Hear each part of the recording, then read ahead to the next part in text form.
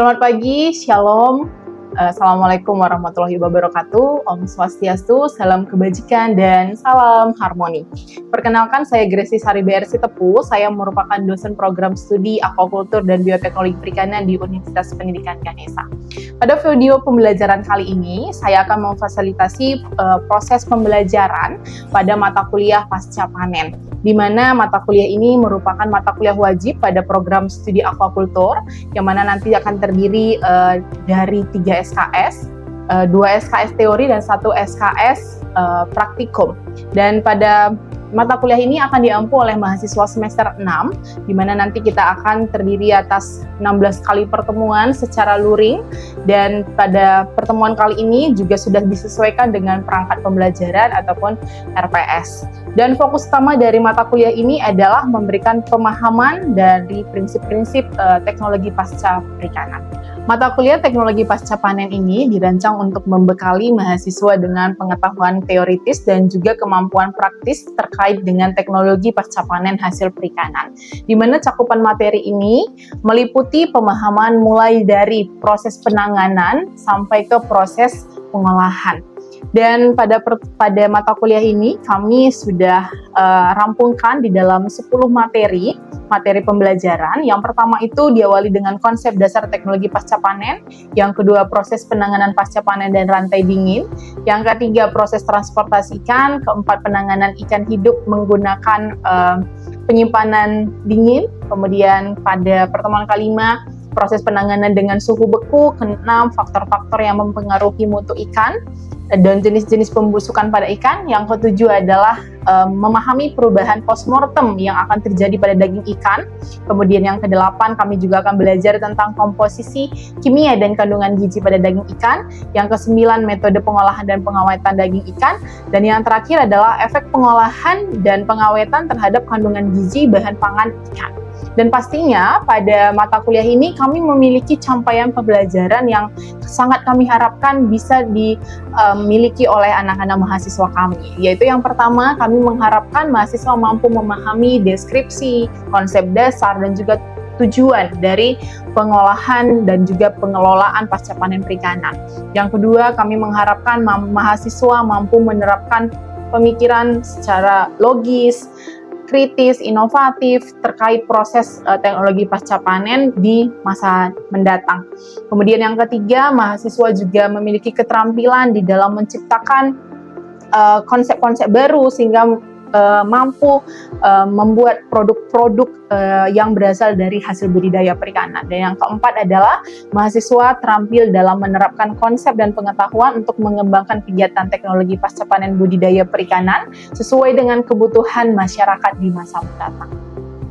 Pada pertemuan kali ini kita akan melanjutkan pembahasan dari minggu lalu, yaitu kita sudah membahas tentang tujuan, dan hari ini kita akan membahas tentang beberapa jenis pengolahan daging ikan sehingga dapat memperpanjang proses masa simpan dari daging ikan itu sendiri. Baik, selamat menyimak materi dalam video pembelajaran ini. Semoga informasi yang disampaikan dapat memberikan wawasan yang bermanfaat serta mendorong semangat inovasi dalam menciptakan produk-produk bernilai tambah ataupun added value, dan sebagai bagian dari kontribusi nyata dalam pengembangan ilmu pengetahuan dan teknologi di bidang pengolahan hasil perikanan. Ya, selamat pagi teman-teman semuanya. Selamat pagi, Bu. Ya, kita bertemu lagi ya untuk kelas teknologi pasca panen. Baik teman-teman, sebelum kita memulai kelas pada pagi hari ini, kita akan mengawalinya dengan doa. Kita berdoa menurut agama dan kepercayaan kita masing-masing. Silakan semuanya berdoa.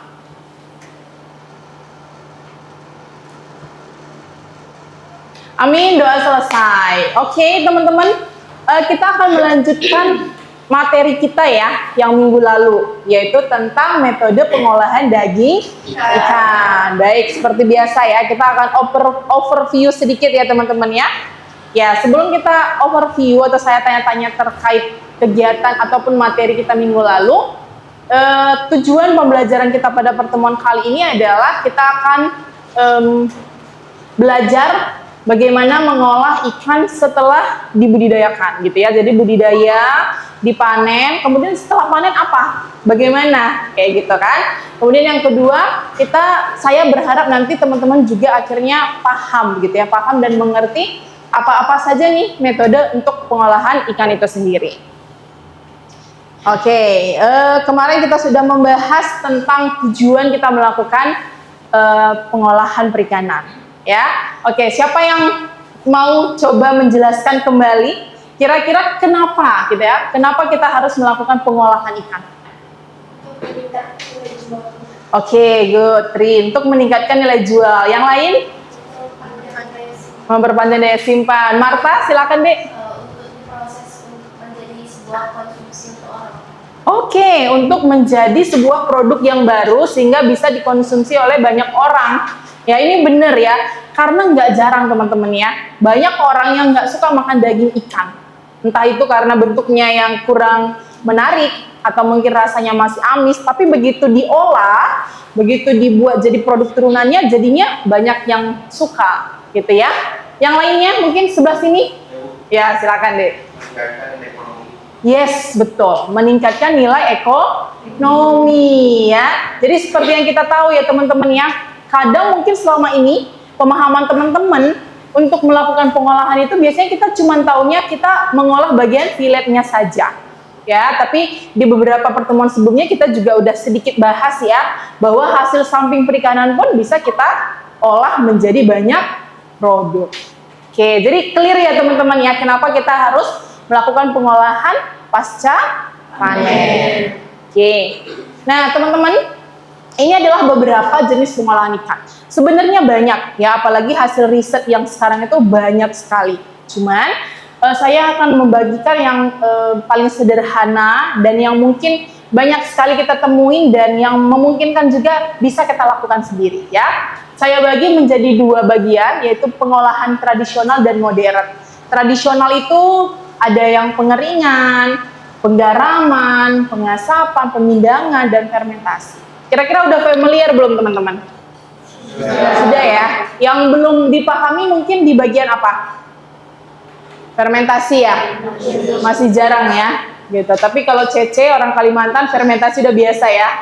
Iya, semua makanan di Kalimantan rasanya difermentasi semua ya gitu. Nasi pun difermentasi ya gitu. Karena kadang nasi itu bisa dijadikan sebagai makanan si bakterinya justru gitu ya. Kemudian secara modern itu ada proses pengolahan pengalengan. Ini udah banyak juga dikomersilkan di pasaran.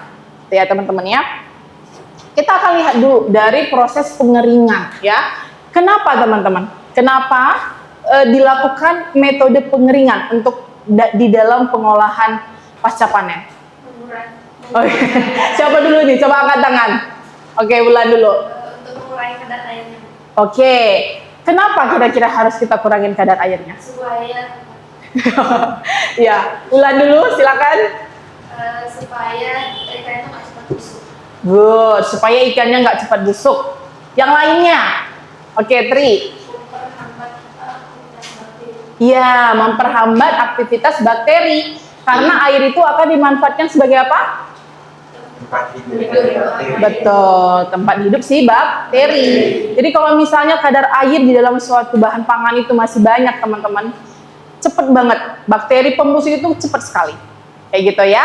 Itu kenapa kita harus mengolah daging ikan itu. Supaya masa simpannya lebih panjang. Oke, kemudian yang kedua adalah penggaraman. Dari namanya penggaraman. Penggaraman berarti menggunakan garam.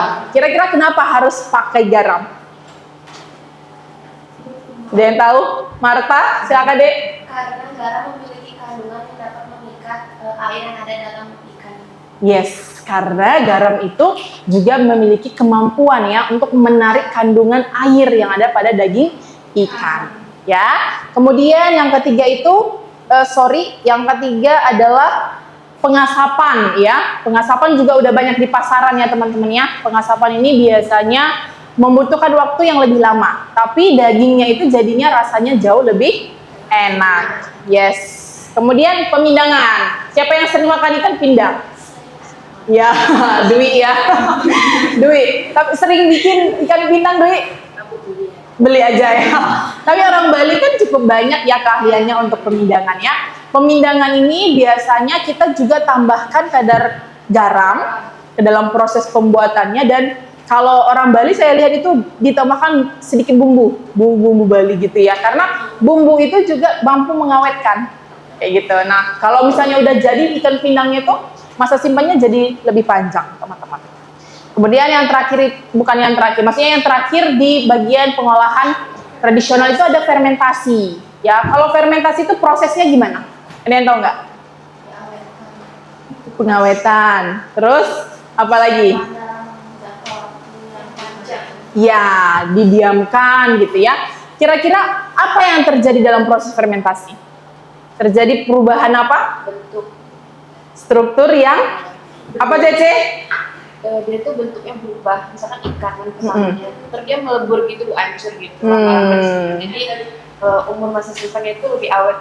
Iya, jadi selain proses fermentasi itu bisa mengubah struktur yang tadinya kompleks menjadi sederhana, proses fermentasi itu juga bisa mengubah bentuk dari yang tadi ikan bisa menjadi suatu produk yang baru ya. Proses fermentasi dari daging ikan itu banyak ya teman-teman ya. Misalnya nih kecap ikan. Kecap ikan itu ternyata hasil fermentasi. Terasi, petis, peda gitu ya. Terasi udah sering lah ya kita konsumsi ya. Petis udah pernah dikonsumsi teman-teman? Udah ya, jadi udah familiar. Nah, tapi kita kadang nggak tahu ternyata produk-produk di sekitar kita itu semuanya hasil dari fermentasi. Ya, paham ya sampai di sini ya? Atau ada yang ingin bertanya? Masih paham ya? Oke, kita lanjutkan. Oke, terakhir adalah pengalengan. Ya, pengalengan ini prinsipnya itu adalah melakukan proses sterilisasi. Ya, jadi ikan akan dimasukkan dalam kaleng dengan bumbu-bumbunya, kemudian akan disterilkan. Artinya apa? Semua bakteri itu nggak ada yang boleh masuk ke dalam bagian daging ikan itu. Makanya daging ikan walaupun dia dikasih bumbu yang mungkin masih kayak berkuah gitu, tapi dia udah nggak ada bakterinya karena sudah melewati proses sterilisasi. Ya, oke, sampai di sini ada yang mau bertanya? Oke, silakan Putra. Untuk pengalengan ikan ini jangka waktu paling lama tuh kapan bisa bertahan? Oke, masa simpannya ya deh ya. Yes, bagus banget pertanyaannya. Untuk ikan kaleng itu cukup banyak ya, cukup lama ya teman-teman ya. Bisa sampai berbulan-bulan. Makanya kalau kalian teman-teman lihat di Indomaret atau mungkin di pasaran itu ya, pasti dia panjang banget gitu ya, berbulan-bulan, bahkan ada yang sampai bertahun-tahun gitu ya. Tapi jangan lupa selalu ngecek expired date-nya gitu ya. Oke, ada lagi yang mau bertanya? Pas guys. Oke, nah ini adalah beberapa lagi jenis olahan ikannya gitu. Tapi dari semua olahan ikan ini pun enggak semuanya teman-temannya memiliki masa simpan yang panjang. Nah ini yang kemarin mungkin sudah beberapa saya sampaikan ke teman-teman. Ada mungkin pengolahan bakso ikan, abon dan lain sebagainya. Dan ini saya jadikan sebagai projectnya teman-teman. Saya mau lihat nih teman-teman kira-kira kreasinya pengen buat apa. Ya, jadi setelah ini saya harapkan teman-teman nanti presentasiin hasil karyanya begitu ya, dan nanti akan ada yang jadi panelis untuk merasakan makanannya teman-teman. Oke? Oke. Ya, dan saya juga seperti biasa ini adalah topik kita minggu depan, yaitu tentang komposisi kimia dan daging ikan. Saya harap sebelum kita ketemu minggu depan, teman-teman sudah prepare ya. Kan ada bahan ajar banyak ya untuk bisa persiapan belajar tentang komposisi kimia yang ada pada daging ikan. Oke, teman-teman, sekarang kita langsung masuk aja ya ke proses presentasinya ya. Oke, silakan. Baik, sebelumnya selamat siang Ibu Gresti, selamat siang teman-teman. Kami dari kelompok Gyoza. Di sini saya akan mempresentasikan tentang apa yang kami buat, yaitu produk gyoza. Di mana produk ini yang berasal dari Jepang, di dalamnya itu berisi olahan cincang daging ikan dori dan berisi sayur daun bawang. Mengapa kami memilih produk gyoza dan membuat gyoza ini dari ikan dori? Karena produk ini merupakan banyak akan kaya nilai gizi dan manfaatnya. Teman saya akan menjelaskan nilai gizi dan manfaatnya. Nah, baik. Bisa dilihat oleh teman-teman sekalian pada slide di sini, ini merupakan foto produk kami, di mana produk kami ini memiliki kandungan gizi yang cukup banyak. Di antaranya lemak sebesar 16,44 gram, kemudian ada kandungan kolesterol 128 mg, protein 44,8 gram, sodium 108 mg, dan kalium 824 mg. Nah, selain yang terpapar pada slide di sini, ada juga kandungan lain seperti omega 3, omega 6, protein, natrium, vitamin B12, fosfor, tiamin, kalium, dan kolesterol. Nah, kandungan-kandungan tersebut pada ikan dori tersebut dapat membantu kita untuk menurunkan tekanan darah, menjaga kesehatan mata, menjaga kesehatan otak, meningkatkan kekuatan otot, menjaga anemia, dan menjaga kesehatan tulang. Oke, udah? Sudah. Oke, tepuk tangan dulu teman-teman. Yes. Oke, saya mau bertanya dulu sedikit. Tadi kan teman-teman sampaikan di sana ada kandungan omega 3. Omega 3 itu apa manfaatnya? Untuk menjaga kesehatan otak. Oke, untuk menstimulasi kecerdasan otak, gitu ya. Oke, tapi bukan berarti dengan kita mengkonsumsi omega 3 kita otomatis pintar ya teman-teman ya. Kalau nggak belajar, nggak pintar juga. Oke? Oke, yang terakhir, ini karena produknya sudah dibawa, saya undang panelis ya untuk membersamai saya, kita cicip dan kita kasih nilai ya untuk ininya. Oke, kayaknya kamu udah semangat sekali Intan. Intan. Ayo Intan, nggak bisa makan ikan? Ini produk turunan ikan kok. Ayo, silakan. Oke, ini tampilannya cantik banget ya. Oh gitu, nggak apa-apa. Nah teman-teman, ini kan dia udah semi basah ya.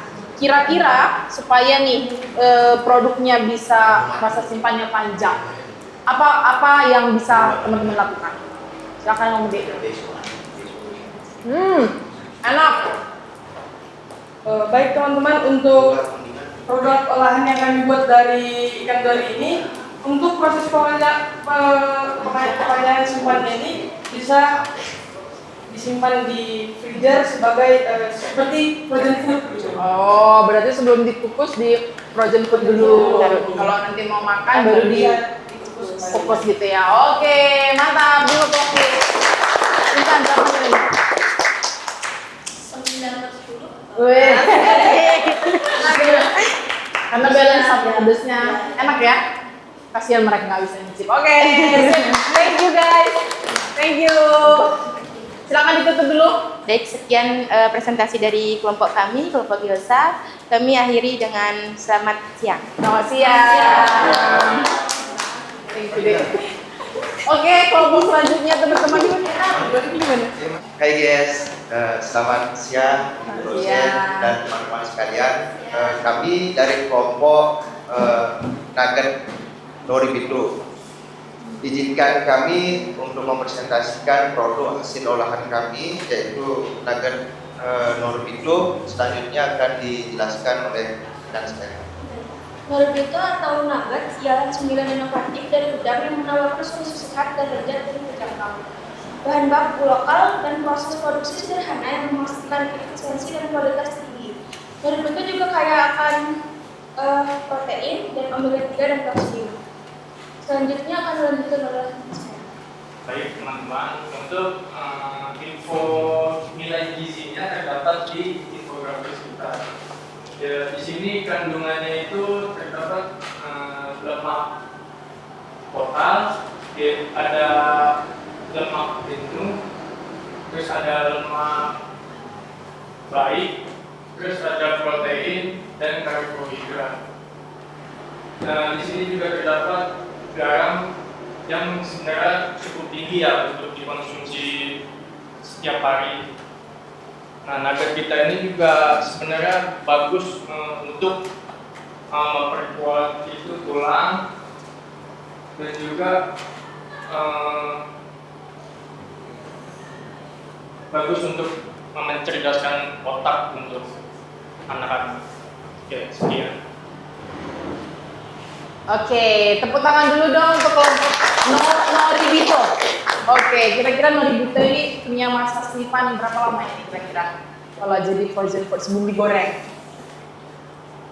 Mungkin sekitar 2 hari? 2 hari. 2 hari? 2 hari bukan frozen food namanya.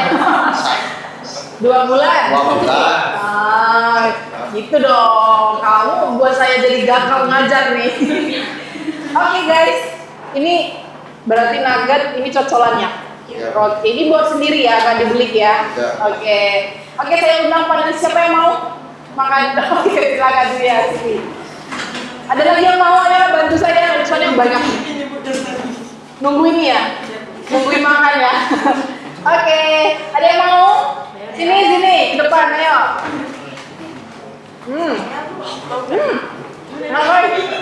Ayo. Kita pulang dari kelas ini kenyang. Ayo guys, berapa guys?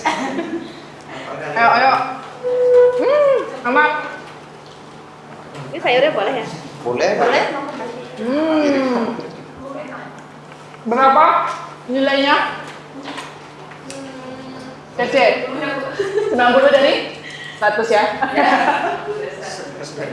Tarisa berapa nilainya? 85. Kalau kamu jangan makan aja, kasihnya aja dulu. Oh gitu, makanya kamu mau lagi ya? Oke, tepuk tangan dong untuk kelompok ini. Betul kalau apa? Nuggetnya enak loh. Nggak kalah dengan nugget-nugget daging yang ada di pasaran. Thank you guys, silakan ditutup. Baik, sekian pemaparan materi dari kelompok kami. Kami tutup dengan kata selamat siang. Selamat siang, guys. Om Swastiastu. Assalamualaikum warahmatullahi wabarakatuh. Salam. Selamat pagi Bu Gresti dan teman-teman semua. Baik, jadi di sini kita akan mempresentasikan hasil dari kerja kelompok kami, yaitu kita membuat produk olahan dari tuna, yaitu namanya tuna rice bag. Jadi di sini kami menggunakan 3 bahan utama dari produk keunggulan perikanan seperti ikan dori, kecap ikan, serta nori. Nah, jadi dalam sajian ini tuh sudah mengandung protein lengkap yang mana ada omega 3 yang baik untuk jantung dan otak, dan juga ada dari nori yang mana nori ini tidak hanya memberikan rasa umami, tapi juga dia memberikan mineral dan yodium. Nah, yang mana juga dari taburan ini tuh juga dia mengandung yang memperkaya serat dan antioksidan. Nah, yang terakhir kami itu mempunyai slogan buat produknya itu yaitu menu penyelamat dikala lapar datang tak terduga. Jadi kalau misalnya kalian mau pesen produk ini bisa hubungin kami. Oke, teman-teman, sip. Ini kelompok apa tadi namanya? Tuna Bakeries. Kenapa kalian memilih tuna? Selain karena tadi gizinya tinggi. Karena ikan tuna ini rasanya tuh kayak lebih cocok, dia lebih gurih. Lebih gurih. Soalnya kalau pakai ikan lain tuh mungkin dia rasanya lebih halus, lebih gampang diolah. Oke. Dan kalau di Buleleng sendiri banyak nggak ikan tuna? Gampang sih carinya. Yes, dan murah lagi ya? Iya. Terjangkau juga. Oke, saatnya kita mencicipi. Ini udah kayak kelas master chef ya. Oke, mungkin satu orang. Oh, sendoknya udah banyak. Tapi satu orang aja, soalnya menunya sedikit teman-teman. Oke, silakan satu orang, mari ke depan. Gak ada yang mau? Oke lah, saya aja kalau gitu, kalau gak ada yang mau. Enak. Oh, sini. Kenapa? Alergi. Oh. Saya Bu. Sini. Oke, sendok yang baru.